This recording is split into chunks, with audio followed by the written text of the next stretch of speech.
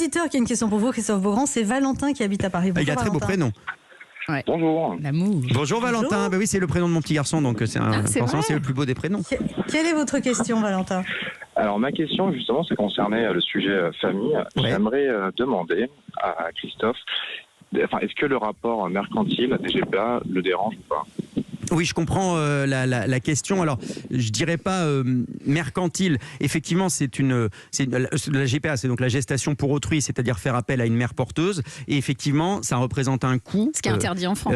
Qui est important. C'est interdit en France, mais il est autorisé pour un Français d'y avoir accès dans un certain nombre de pays étrangers. Il y a des pays où les choses se font, ce qu'on appelle une GPA éthique, dans le respect de la femme, notamment les États-Unis et le Canada. Ouais. Il y a des pays où les choses se font de manière beaucoup moins, on va dire, on est en tout cas beaucoup moins sûr des conditions dans lesquelles les choses se font, comme en Ukraine par exemple.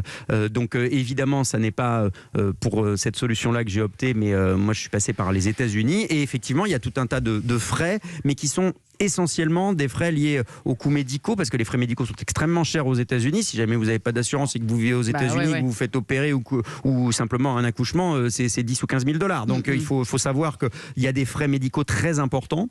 Il y a des sommes pour les avocats également qui gèrent tout ça, parce que c'est un pays très judiciarisé. Il y a des assurances. En tout cas, ce qui est très beau, Christophe Beaugrand, c'est que vous avez gardé avec la mère porteuse de votre enfant des relations très fortes. Je vous confirme. C'est-à-dire que la mère porteuse aux États-Unis touche une certaine somme, effectivement, qui pour le coup est une certaine compensation, parce qu'il faut qu'elle utilise cette somme aussi pour sa vie quotidienne, notamment quand elle doit arrêter de travailler, pour prendre une garde d'enfants pour ses enfants, pour se racheter des vêtements, etc. Donc c'est pas une somme qui lui change la vie. Donc c'est une somme, certes. Donc il y a une somme, mais toutes les femmes qui le font aux États-Unis, dans le cadre des GPA éthiques, par exemple, on vérifie leurs revenus. C'est-à-dire qu'il faut que ce soit des gens qui ne soient pas dans le besoin. C'est-à-dire que l'argent ne peut pas être une motivation. Moteur, et vous, en tout cas, vous avez des liens très forts avec cette femme. Whitney, ouais, exactement. On a des c'est liens. Whitney. Elle s'appelle Whitney.